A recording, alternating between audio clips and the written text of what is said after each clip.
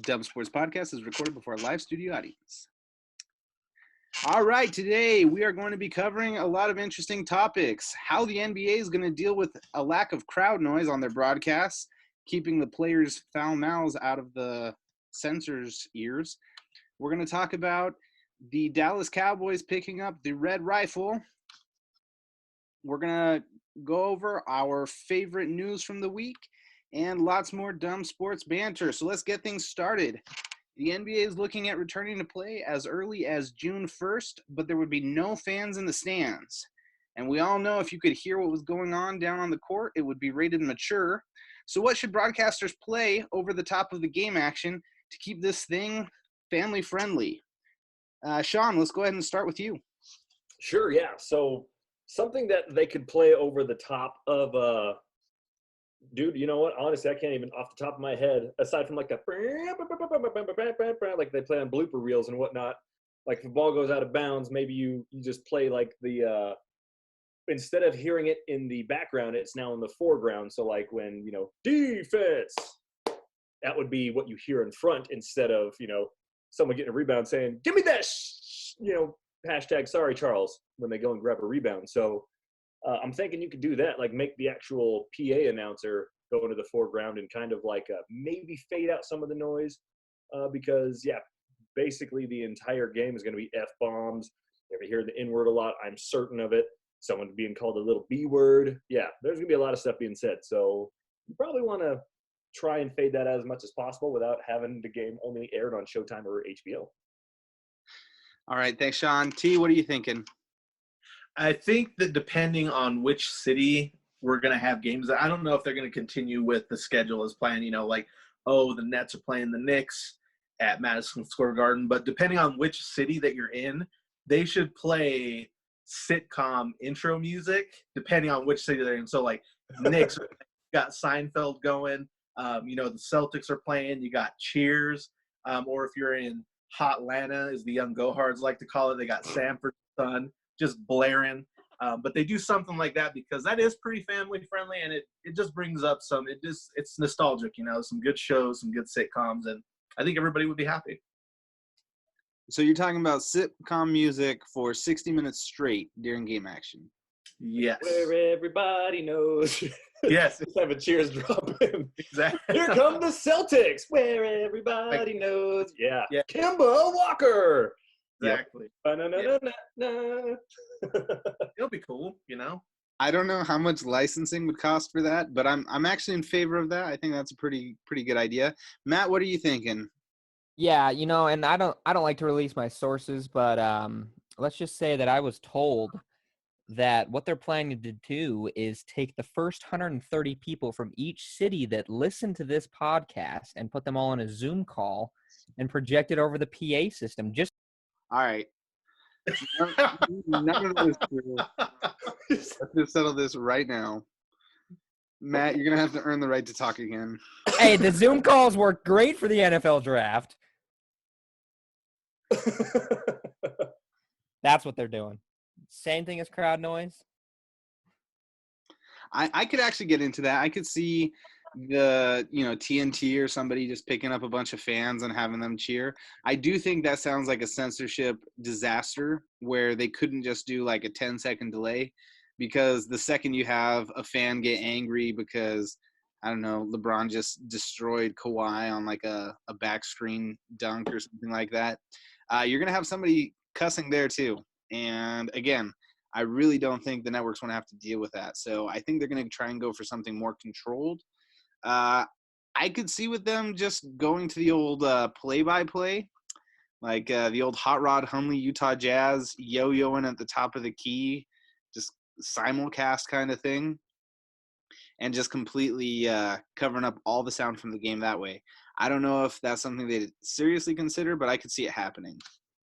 I mean, I don't know the numbers because like with this Last Dance show, how they have two broadcasts, one that's uncensored and one that's censored. I don't know the different numbers on the two, but I think it'd be really cool to have like raw, uncensored sports. Like get Bob Menery in there. With that is to have a dual. You can have it normal airing on whatever, and then if you want to have an after dark, And that's where a majority of, say, like you would have Cialis commercials for NFL because they know that a lot of like elderly white dudes that have ED issues are Oh, trying yeah. to watch the game. So if you're trying to put, something on the back end, like say you have like your KY jelly or somebody, you want to put it more on the raw side of the broadcast. So I think that there's plenty of opportunities for sports fans who don't care about the F-bomb being dropped and kind of want to see these players be real in their own natural habitat of playing ball for real. Because all of us have played pickup games and know what that's like. So to see that from your favorite players, guys talking trash, giving a little tit for tat and whatever else, I think there's a lot of opportunity for somebody to go that route, even if it's an ESPN Plus, like a premium subscribed sports avenue that you're going to be watching. I think that there's opportunity for sponsors and other stuff there too, because I really don't care either way, but I think there's a chance there to make a lot of business sense. I mean, right now they just have it on ESPN and ESPN2, so I'm sure that they're able to do it. I don't know how they get the permission and whatnot, but if we do get uncensored sports, we have to have Bob Mannery in there. Like, that is a need. That would be phenomenal. Okay, speaking, though, of After Dark, did anybody see the new White House press secretary speak today? Because we went from Sarah Huckabee Sanders, who if I saw her after dark, I am 90% sure I would run a 4-1-40 away from her. Like that woman was terrifying. And I can say that after watching Kayleigh McEnany, whatever her name is, I'm pretty proud to be an American. I think that if you're in the White House right now, you got to feel good about, hey, give them the rundown of this, run them out. That's just, I know we've digressed, but just saying. I think you're onto something, T. The White House that we currently have is I am certain that she has the credentials and the ability to be in the position she's in, but I guarantee you she definitely does points today for her presentation skills, and I'm just going to leave it at that. Yeah, so she has her what is it? Is it a JD? Is that what it's called when you're a lawyer? She went to Harvard. I think she has a master's degree from the U, and then I also think that she got her undergrad from, I don't know, some other really, really nice college. I mean, just being a Weber State guy, I know it's better than what I got. So I mean, tip of the cap. Things are going well right now. And she's only 2 years older than us. Like we would have gone to school together. So dream big, America. Reach for the stars, and that whole spiel. And you too might have your own podcast. That's worldwide. Alrighty, any other thoughts on NBA stuff? Nothing? All right, I'll just go ahead and make this transition out of there. So, in other news, the Red Rifle went to Dallas. I don't know if anybody's heard. And the big question that I have for everybody is Dak suffering from black quarterback syndrome? Symptoms of this include white QBs who consistently perform worse than you have, an endless supply of second chances and backup jobs, as well as broadcast jobs when they finally fail out of the league. Words like leadership and locker room guy being thrown at your back, athleticism and multidimensional being listed as the primary areas you excel. Sean, being the podcast Dallas fan, give me your thoughts. Sure. I mean, and it's one of those things too, when you look at the black quarterback syndrome, I'm thinking he probably does suffer from it a little bit because, you're expected to run fast, make terrible decisions on and off the field, and have inner city children buy your sneakers. That's what you're expected as a black quarterback. These guys don't lead teams and end up predicting plays on CBS. Nah, these dudes end up being a backup quarterback, getting 40 pounds overweight, blowing all of their money, and then being a 30 for 30 for failing in life in general. So that's what's expected of him. But see, the thing is with Dak, he hasn't really – he's good in front of the microphone. He's articulate. He's really not bad as far as the stats. Statistically, he's one of the better quarterbacks in the league. Whether or not the eye test or the situational gameplay reveal that, he's not, all of his statistics show that he's in the upper half of the league. Him not getting a deal and them getting Andy Dalton, and of course, Andy Dalton having over a decade career with the Cincinnati Bengals.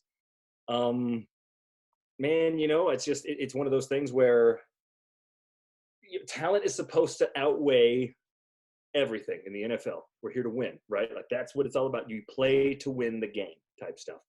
And, having a solid backup isn't a bad idea. But, there are guys that, honestly, he's probably the best backup quarterback in the NFL right now because he's probably number 33 or 34, period, in quarterback skill in the NFL. And you could use that later on as a bargaining chip. But is Dak Prescott suffering from the black QB syndrome of being pigeonholed and, here's this guy behind you. And at the moment's notice, you get yanked and the guy's getting ready to take over. I mean, it's kind of like COVID-19. It's a little asymptomatic. So you might have it. But right now, I'm not seeing too many signs for it. I think you're right there, especially with the COVID-19 reference. After doing a little bit of research, I went to WebMD and I looked up black quarterback syndrome. If I'm not mistaken, I'm pretty sure Dak is mixed. So we have guys, for reference, Patrick Mahomes, mixed, done and done. Russell Wilson, mixed, done and done. So they cannot suffer from that disease. From what I've read, they can only be carriers of it. So right. It's like positive. It's like what blood type O. You can be positive. Like it's one of those things to where you're teetering. I got it. Exactly. So like cystic fibrosis, those other things. Like I don't know. I don't know any other disease off the top of my head. But I don't think you can suffer from it. So I want to go ahead and say no. When it comes to that situation in Dallas, I'm a little turned off by it just because I think that Tony Romo had a little bit left in the tank. I don't like the way that things played out. I kind of get it, I think from a business perspective, but I don't understand why they would make that move and then, stay with Dak, but then not pay him. I get that the market is the market and it kind of sucks that you would have to pay, is Dak worth, 35, whatever it is right now? I don't know. I'd probably have a little bit of problems playing it or paying him that much. But when it comes to black quarterback syndrome, I just don't see it. He's pretty athletic, way more, I think he's a lot more athletic than your average, Andy Dalton or even Marcus Mariota, who's now the backup in Las Vegas. But I don't see enough. Again, I'm not a doctor. Again, relying on WebMD here just to get my information on BQBS. I don't know. What do you think, Charles? I think the big thing is whether not now, but when he starts to struggle, how many second chances he gets. The one person I can say got a ton of opportunities after they started to go downhill is Vince Young. I feel like that guy was a backup on half the teams in the league, but he didn't have the staying power that somebody like Dan Orlovsky, who was in the league for what felt like forever, or your boy McCown, who was with the Eagles last year and says he's still not ready to retire. Like, these guys last forever without ever really showing like, hey, I can also be a starter. So I think what we'll see is when Dak's no longer a starting quarterback, if he gets a chance somewhere else, or if it's pretty much one and done after he's past that place. I think we saw that with Donovan McNabb. He pretty much, they just, pushed him out of the league. Maybe it's because he wanted to be a starter and he wasn't a starter anymore, and maybe that's the issue. But I think really that's the place we'll see it. And then the big question for me with Dak is going to be if the conversation starts if he has a bad game on the road, because Dak is incredible in Dallas, but he tends to have bad games when they're on the road, especially against tough defenses. And I'm really curious to see if they struggle on the road against a really tough defense, if people are going to immediately start calling for Dalton, when we all know that Andy Dalton has the same issues, right? As a lifelong Dallas Cowboys fan, I promise you, halfway through a game on the road, if he throws a 2-pick game and he's under 100 yards, it's going to happen. Maybe not nationally, but maybe locally, because the dude went and played at TCU. He still has a lot of love in that city.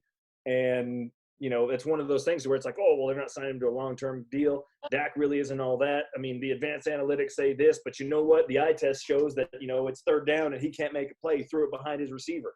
Or, somebody had to bail him out with a crazy catch. Dude, it's going to happen, because I've seen worse with the Cowboys. Remember, we're only a few years removed where they were asking and begging, and Jerry Jones almost pulled the trigger on drafting Johnny Manziel in the first round. Yep. That's what happens in Dallas. And thank God for his son for getting Zach Martin, who, by the way, is a multi-time All-Pro. Screw the Pro Bowl, because that's voted on by us, but is an actual All-Pro and is one of the best guards in the NFL. And if he continues that, he's going to be a Hall of Famer.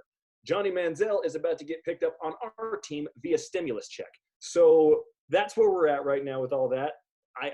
Nothing that happens in Dallas surprises me. And in fact, not only do I think that somebody's going to start calling out for Andy Dalton, but I think it's going to get traction in the news because Jerry Jones loves controversy and he loves money. He's the same guy that said Zeke who. Everybody was freaking out over the airwaves about it. And then the dude had the audacity to make a shirt, sell a shirt on his own website, and present it to Zeke when he made him the biggest paid running back in the history of the NFL that said, Zeke who, turn it around, that's who, big old freaking contract. I have no doubt one bit that people will start clamoring for it.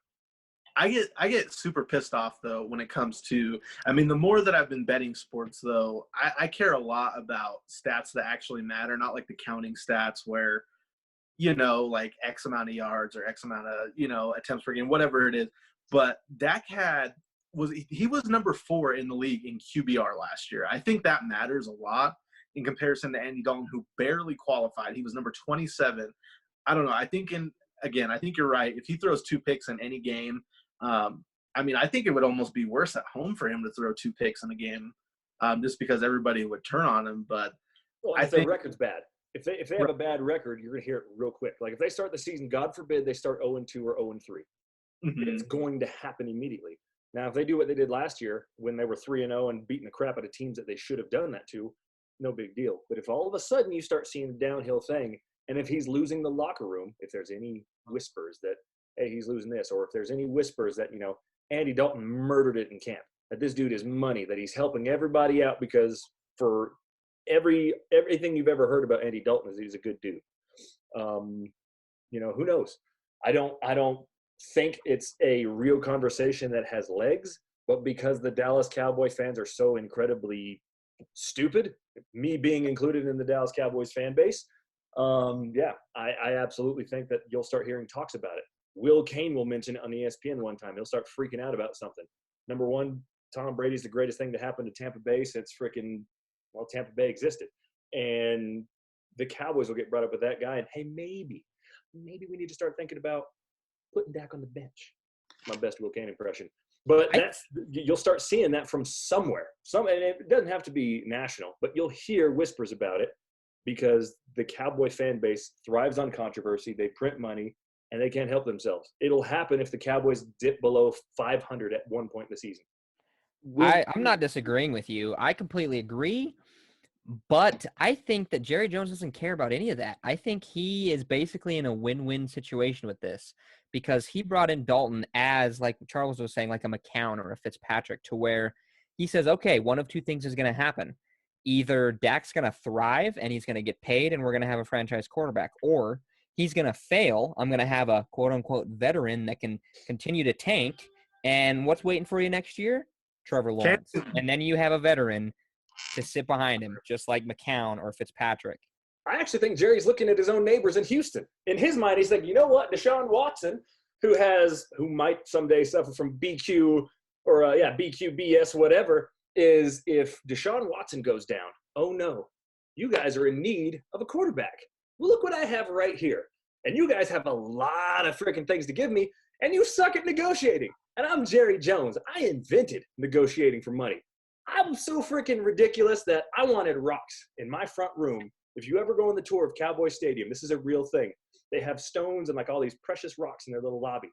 And the story behind this goes is that Jerry Jones liked this and he wanted to buy all of this stuff. But they said, hey, no, we don't do that. We're not going to do that, whatever. Jerry Jones went and bought that company just so he can have the rocks for himself. Got it in there. And you know what he did? He flipped and sold that company. Let's not forget that he literally bought the Dallas Cowboys for a little less than what Tony Romo's contract is for CBS.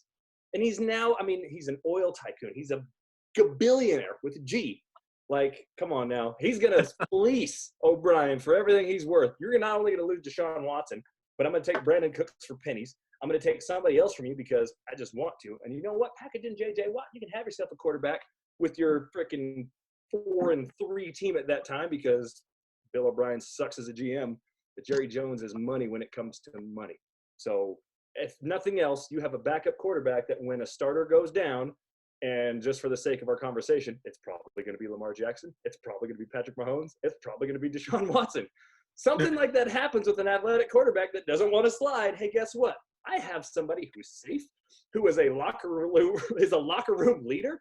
He's all these things you want in front of, the media, and a guy that can make good decisions and keep you afloat. Here he is for the sake of a couple round picks, a couple first or second, third round picks. Give me something, and I'll give you what you need, which is a stabilizing force.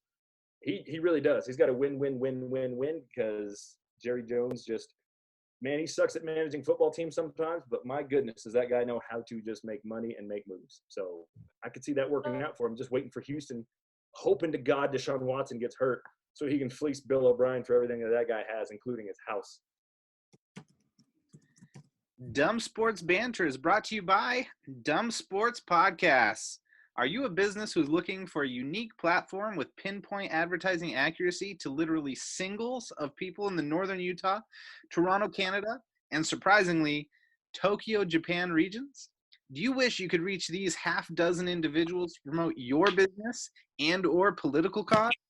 Do you work for a business that irresponsibly hands out unseemly amounts of advertising dollars to young upstart podcasts? What about a business that pays $5 for a 50-episode contract? Well, boy, do we have the perfect opportunity for you. Not that you are a boy necessarily. You could be anything. Dumb Sports Podcast does not discriminate. Dumb Sports Podcast is the internationally acclaimed podcast that will bring your business straight to the ears of both of our listeners. All of our listeners. Dumb Sports Podcast. Turn your small business into a less small business. Sorry to interrupt. I'm just clicking here. I'm just finishing this up. And boom, I have just donated $1,200 to fight BQBS. Done and done. We'll see what happens this year. I'm rooting for everybody. I hope they can find a cure. Yep, and that goes a long way, T. I think you're a saint, and I'm proud to be your friend. Way to go. I'm planning on actually meeting with Cam Newton and, doing a little something Make-A-Wish style for him since he's got nothing going on right now. Oh, so. He's definitely got BQBS syndrome. I mean, this guy was an MVP and starting quarterback in the Super Bowl, and who's he backing up right now? Nobody. What locker room is he leading right now? I'm thinking he might have it. He's looking like he's showing a couple symptoms. How would you describe him? Would you describe him as athletic? Would you describe him as being multidimensional? Perhaps having an ego or putting himself above a team. Ooh, man, that's almost textbook WebMD, man. Your boy needs a hug, and he probably needs a Make-A-Wish. Someone throw John Cena on the line because he needs one.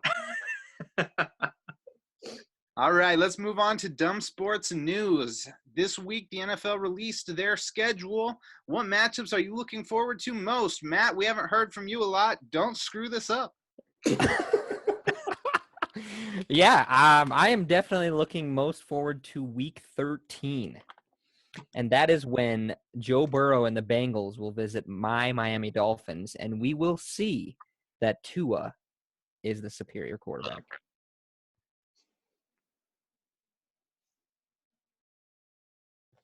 Okay, cool. That was my answer. If you think Tua is going to play this season, good for you. All right, Sean, what about you? What are you looking forward? Depends on how you want me answering. I think, let's see, Thursday, September 10th. I can't remember what week that is. Is that sounds like that's a week 1 type deal. I'm not entirely sure.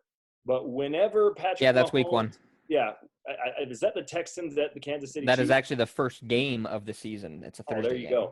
go. Just because I'm looking to see what happens to Deshaun Watson and hoping he can make it through that game, being as multi-talented and multi-dimensional as he is.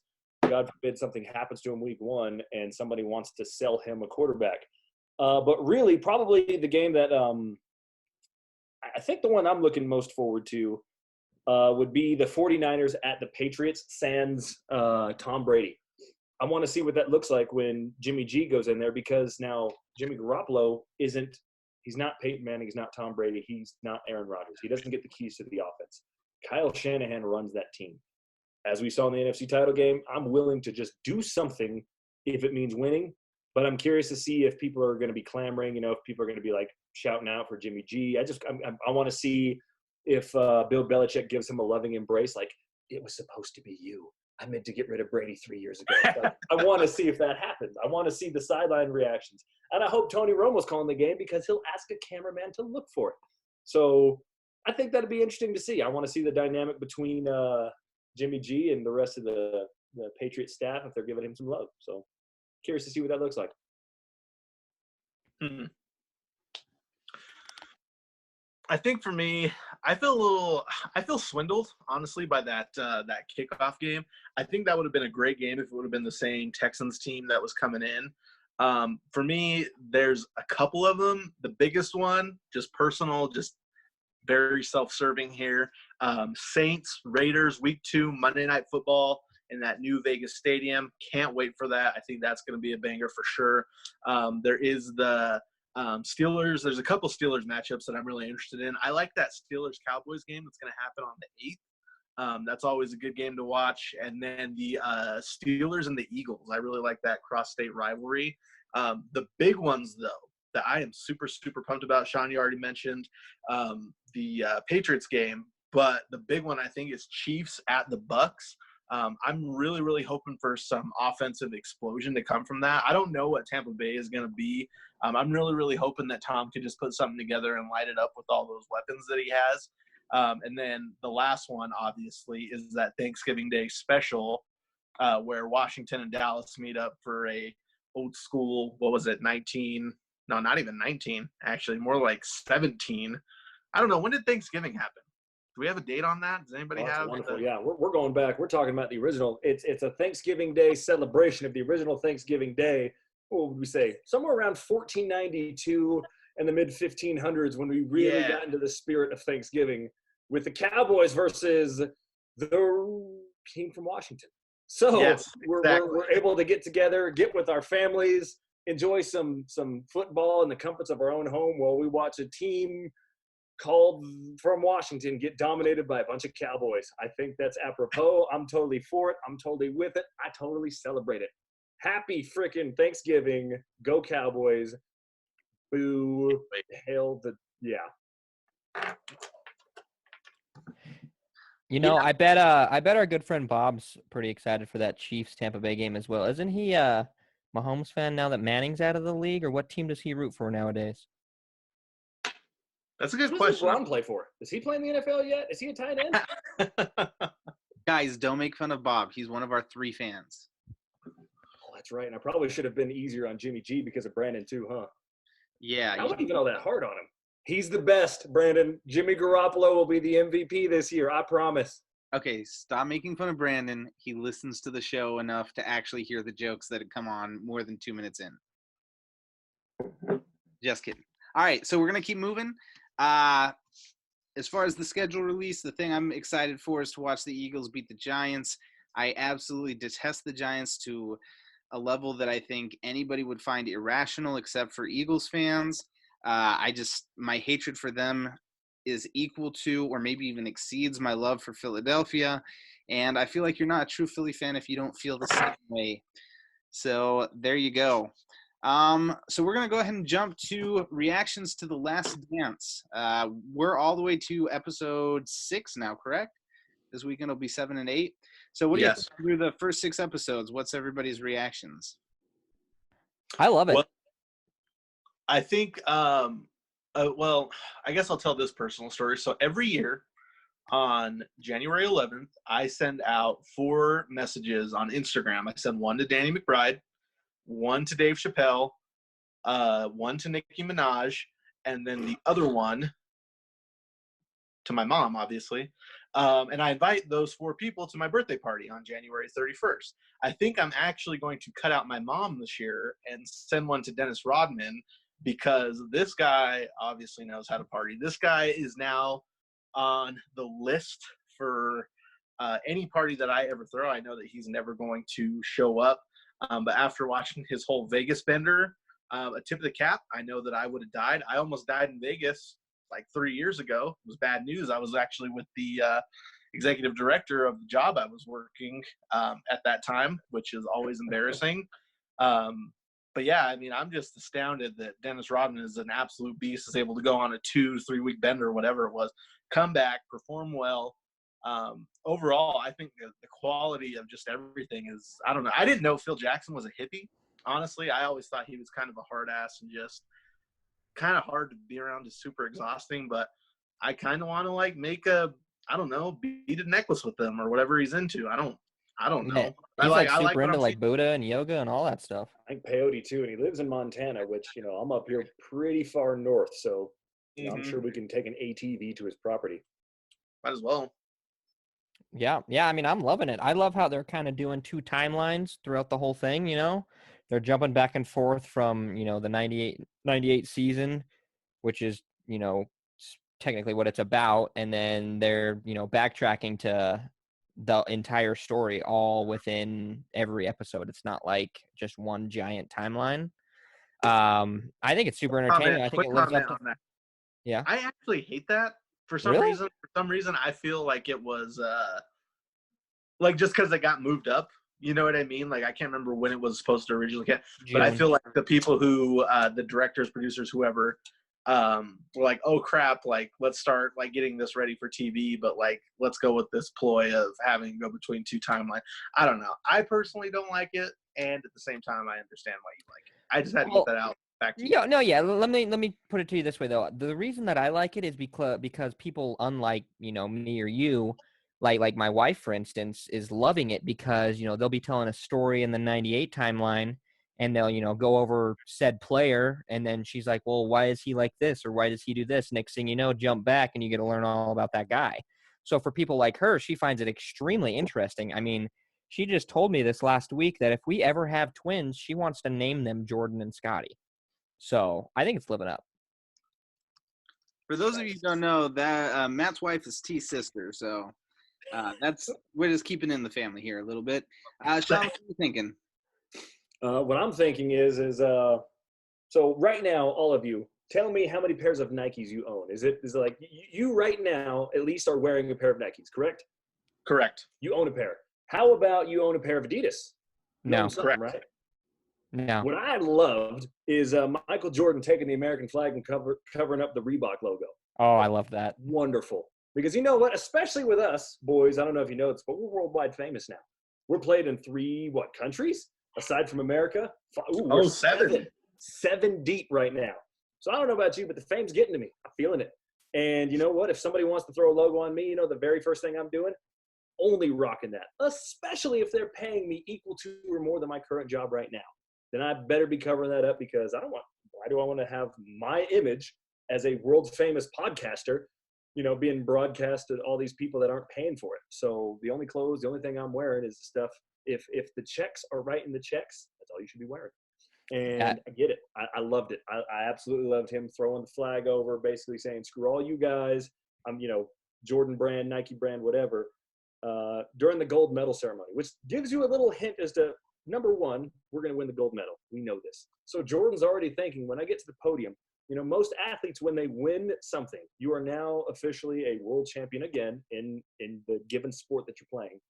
And he has the awareness to cover up a logo so that way he can get presented the gold medal. It's wonderful. Because I'm just excited that I get to get the gold medal. This dude's already thinking about, nope, Reebok needs to get covered up. Ain't about it. Baller move.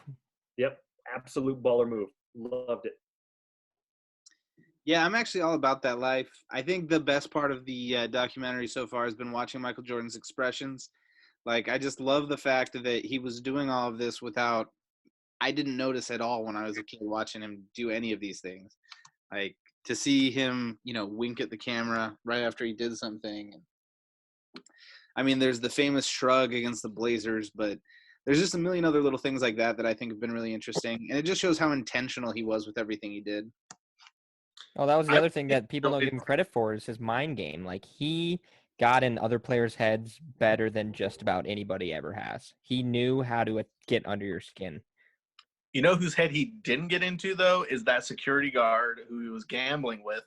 The quarter game against the wall, like all of a sudden there's going to be street dice and quarter game at my house next week. I mean, that was absolutely incredible. I've been practicing. If anybody wants to come over, hit me up on Twitter.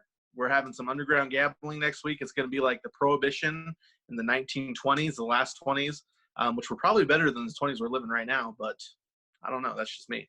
I mean, I think the dollar probably has the same amount of strength. I think financially we're about the same spot we were in 1920s to 2020. Maybe a little before. You're looking like late 1920s to get to where we're at here in 2020. Shout it out. But yeah, I mean, you just announced that we're going to be doing some underground gambling. So I imagine that social distancing is all off. We're all getting together, masks off, raw dog air. We're just getting after it. No, see, that's what we gamble for. You gamble for the masks. Ooh. You want a haircut? I know a place that does it, but you got to wear a mask. That's it. Yep. All right, we're going to jump back to dumb sports news.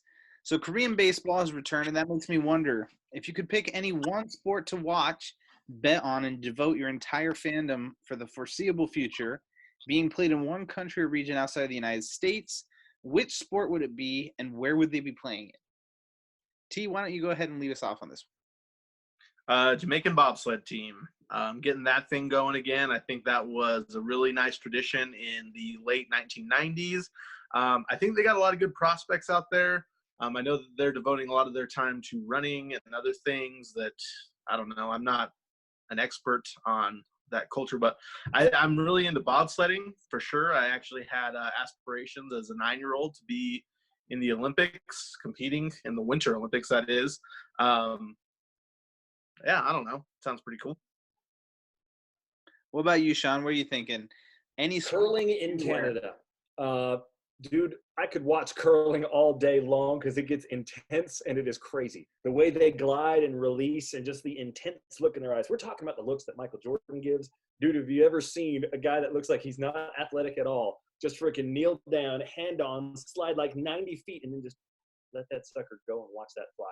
And it's really, really intense when it's down to one last rock. And it's like, ooh, I got to knock this dude out. This has to get to the center ring, and that advances us down into the semifinals. Like, if you've ever seen the guy with the Dottie Potty, the guy from ESPN that, like, is like a WWE announcer for dudes throwing darts. If you haven't seen it, Google it. But I want a guy like that announcing curling. And I think another thing you could look at to kind of give my excitement is if you watch Bill Burr. He has a special, and he uses curling as an example of how he feels about his religious upbringing as a child, which it's definitely adult. I definitely think there needs to be some discernment. If you are an adult and have children, don't listen to it with them around. But the way he describes his upbringing and the use of curling is wonderful. So to have the imagery, to have the intensity over a game that you're like, this is an Olympic sport, I'm all for it. I'd love to watch curling. I'd bet on it. I'd get wild at the freaking ice rinks. I love me some curling. Curling and handball are the two sports that I thought to myself, you know what? If we got like some people together, we might have a chance to win, like, or to get on the national team.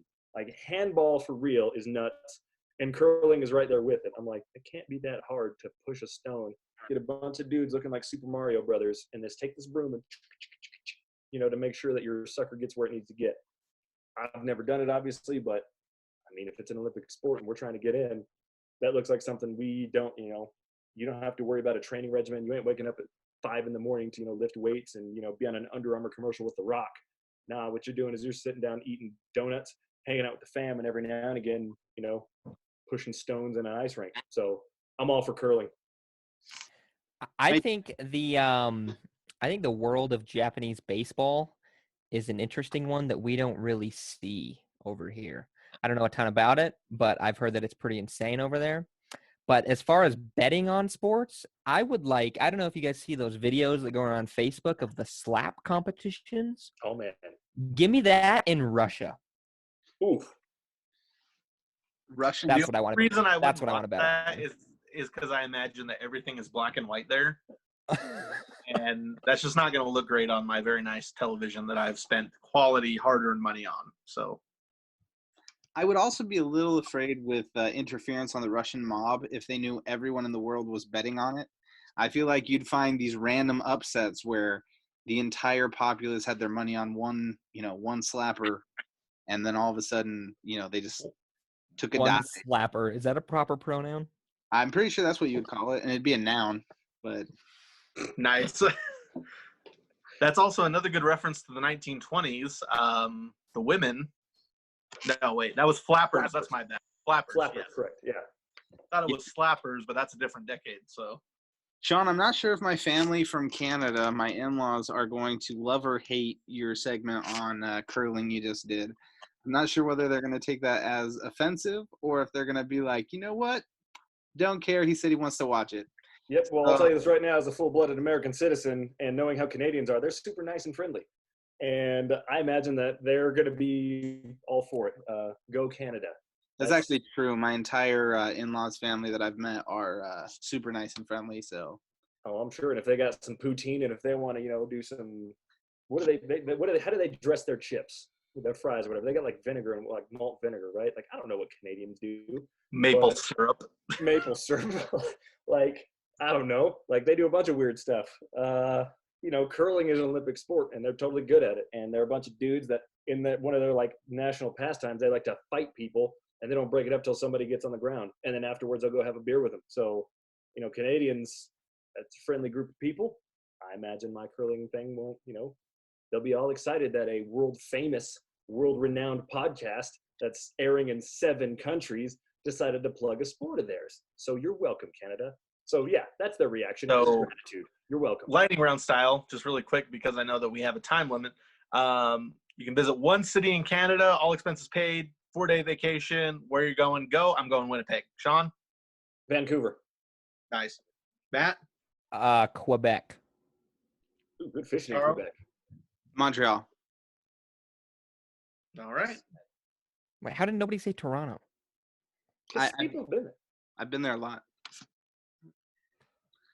I'm probably going to go there this summer if I'm legally allowed to leave the country. Or your state. Shoot. Hashtag Rona. Yeah, that's true. Notice if I'm only allowed to leave my state. Anyway, I think if I were allowed to pick one sport, I think I would go back to medieval times and go with jousting.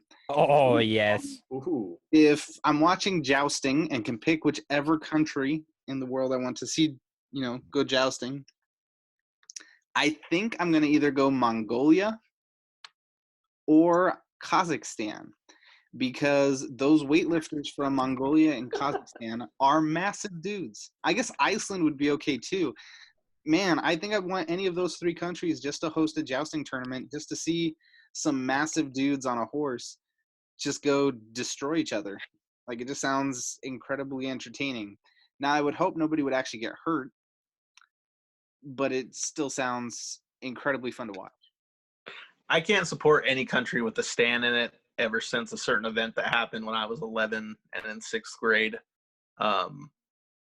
even if it's Istanbul. So I'm not in for that. Istanbul is not Constantinople, though. In a tragic turn of events, a woman died while playing golf this week in South Carolina when she was attacked by an alligator. Is there a sport that would be better with aggressive animals as part of the action? Tell us the sport and the animal. Matt, let's hear from you first. Let's see here. I'm gonna go with lions in rugby. A lot of dead people. Cool. Yep. I mean, you said aggressive. I did say aggressive. Sean, what about you? What's a sport that would be better with some aggressive animals? I think you use bulls like you use a challenge card in the NFL in the outfield. So if you release rabid, crazy bulls that are angry from the center field, left field, and right field walls, you choose during the game when that happens upon contact, just release one and see what happens. Because that could be, it's bases loaded, 2 outs. It's like, oh my gosh, 7th inning, you haven't used it yet, and you're down 3. Release a bull and see what happens. If Mike Trout can still hang on to the ball after getting gored by an animal, I mean, he's already the GOAT, so he's up there. Like, Mike Trout's already one of the greatest of all time and probably will finish that way. If you can hang on to the ball after getting freaking flipped upside down like you're in the run of the Bulls, I mean, hats off to you. You got nothing but, I mean, that should be the end of the game, actually. It probably would be because he probably died. But you know what?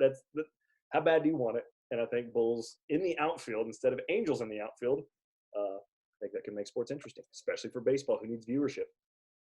I actually like that idea of the Bulls being a sudden death thing. So anytime you use them, if once it's out, if the other team has the lead at the end of the inning, then inning is over. But Right. you have a chance to just take advantage of the outfielders being running for their lives the entire time. I like it. T, what about you? What are your thoughts? What's an animal and a sport? Sport, WNBA, animal, monkeys. Please go That'll- deeper. Please expound. I said what I said. Okay. Where would you air this game? What network do you think would take that game up, T? Comedy Central. I was gonna say Oxygen, but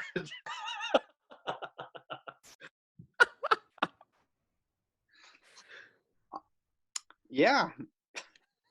Own. UPN if we can get that to come back. Honestly, Yeah.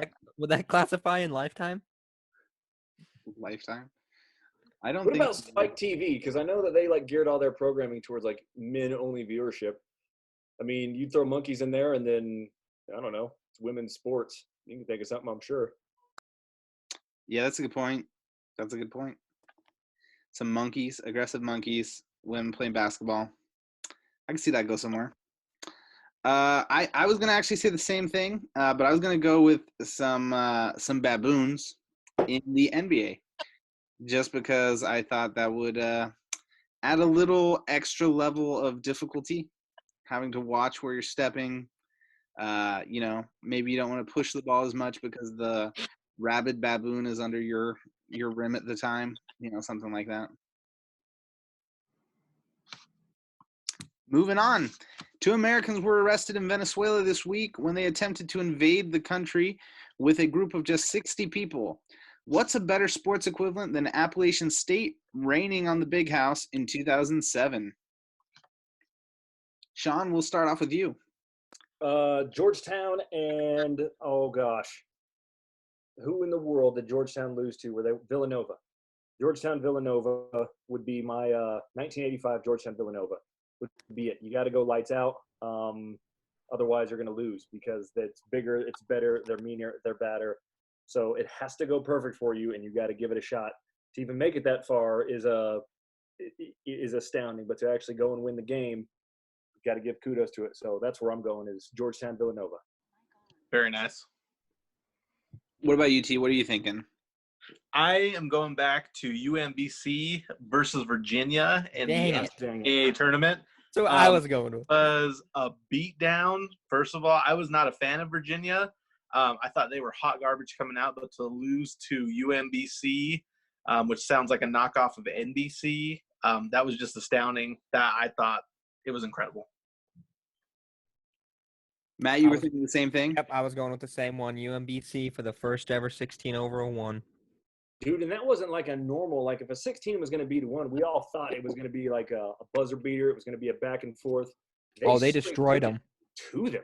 Didn't they And win by that like team was 30? the best defensive team in the country, and I'm not afraid to say it. That was my national champion that year. And then the very next year, they ended up winning it all. But, dude, that Virginia team was brutal on the defensive end. So to watch them just get picked apart and destroyed and watching the other team's confidence just rise. And, I mean, these dudes are taking, just for Charles, they were definitely channeling their inner Steph Currys. They didn't care. Them dudes were pulling up from all over the place and just take it, like literally just shot after shot after shot. This is Buster Douglas and Mike Tyson style. Like, it was an enormous upset because it's not just the 16-1. It was the number one team who I think combined that year had lost by like 5 points. Like, someone would have to check that, but I think their combined loss total was like maybe 5 to 10 points. I think they lost 3 games for a total of 5. Destroyed in that game. I've never seen anything like that. That was unbelievable to me. They won by 20 points. It was 74-54. The other game that I was getting, well, not game, but series, I guess I would say, was when the Warriors took down the Mavs. That was pretty shocking. 2007. Oh, yeah. That cost what's his face? Avery Bradley. Avery Johnson his job. Because didn't they win like 68 games that year? And they just come off that loss to the Heat the year prior. So you're thinking, man, this team's hot on fire. The revenge path is on. And Baron Davis and them boys took it to him. I mean, that whole Warriors team, Nelly ball, pushing the pace. And they started feeling it. And that run was, I mean, before obviously Golden State, GSW, wild, crazy Big 3, Big 4 era that they've had. Man, that team was fun to watch too. Even when they lost to the Utah Jazz, they were still incredibly entertaining. Yeah, that Warriors team has always been best when they have 2 point guards or 2 guys who can handle the ball. You go all the way back to Run TMC, the 2005 through 2007 with Baron Davis and who's the guy who rocked the and ones? Oh, straight from high school. I can't think of his name. Went and played with the Pacers after. Al Harrington? No, point guard. Oh, Monta Ellis. Monta Ellis, yeah, that's the one.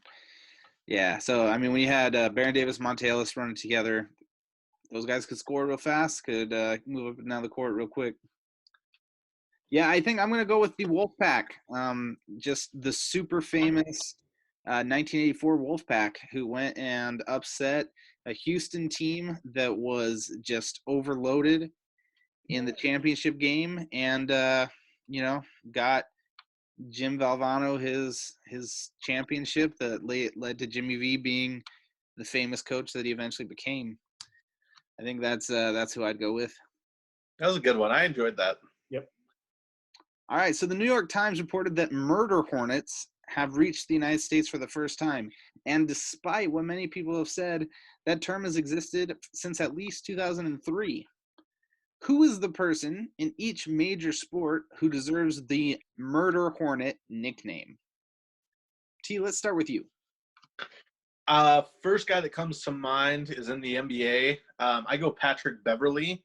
I'm really not super impressed with his defense. I mean, I'm not saying that he's bad at defense. I think he's great, but I think he's just a little bit overrated. But I do definitely think he deserves the nickname Murder Hornet. When it comes to the MLB, I'm going to go with Bryce Harper. He's kind of just a hothead. He's really not anything. I mean, he's all right. You know what I mean? He's not Mike Trout for sure. But, I mean, I'd be happy if he was on my team, not going to lie. And then when it comes to the NFL, I think of those – I mean, I think of the Honey Badger, who already has a sick name, the Honey Badger. Murder Hornet, though. Maybe Antonio Brown. I don't know. Like, I mean, he's not even in the league right now, but I'm pretty sure that he'll murder something at the drop of a hat. So, all right, Sean, what about you? Who's the murder hornet? I'll stick with basketball too. I like the Patrick Beverley one. That one's pretty strong. I would go with Isaiah Thomas, Boston Celtics era Isaiah Thomas, headband wearing, 5'4", frickin' not really 5'4", but I'd go murder hornet with him. Obviously, to me, he's got to be a smaller stature dude, but be fearless. I mean, and anytime you drop 50 in a playoff game and you're sub 6 foot, got nothing but respect for you. And then the NFL, I think I'll take Tariq Cohen just because he's small. I would say Darren Sproles. Once upon a time, I'd go with him as the murder hornet just because. And then for the MLB, I'll go with Jose Altuve as the murder hornet. That's who I would take. Is that because of the buzzing? Oh, because of everything. The banging, the buzzing. He's going to get, you want to swat him away. Absolutely, Matt. Way to bring it home, buddy. I'm proud of you. Way to do that. But, yeah, definitely murder hornet Jose Altuve, a guy that's barely taller than, you me. On your knees. Than me. Exactly. And he might not be taller than me. How tall is he? Like 5'6", 5'5". Oh, yeah, he's not taller than me. So, that's hard to do. Yep, and that guy, him or Dustin Pedroia would be my murder hornet choices for the nice, very cool. I'm gonna go with Damian Lillard because he's not huge and he will literally send you home. Mm-hmm. He's done it twice in a playoff series. He has sent teams packing on a confident shot. In the NFL, I'm gonna go with Earl Thomas's wife. For those of you that have seen that story, and I'm just gonna leave it at that. Nice. Very nice. And MLB, you got any opinion there? Nope, nothing on the MLB. I'll stick with my Altuve comment. Yeah, I actually like Altuve. I think that's exactly who I was going to go with. I think my most controversial pick is from the NBA, so I'll just go ahead and throw it out there. I think Charlotte owner Michael Jordan would be my murder hornet because he has murdered the Hornets organization with his That is true. draft selections. And Fair point. yes, I think I'd say Michael the Murder Hornet Jordan. Can I give a honorable mention to Joe Pavelski of the NHL? Nice. I love Joe Pavelski. Not a very big dude, but man, he's something. Mm-hmm. You know what? If it gets hockey on our show, why not? Let's go ahead and throw it out there.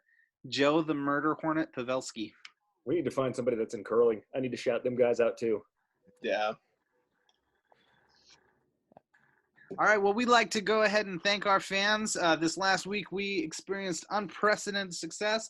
Like we mentioned before, we reached 7 countries and over 40 listeners this week. We hope to continue to see our show grow. We'd like to shout out to our original fans, Bob, Brady, and Brandon. We are absolutely trying to grow the show as quickly as possible. Please like us, follow us on Twitter. Listen to what's going on there, participate in our polls. We really want to do what we can to bring this thing to as many people as possible. Keep dumb sports part of your life. Thanks so much.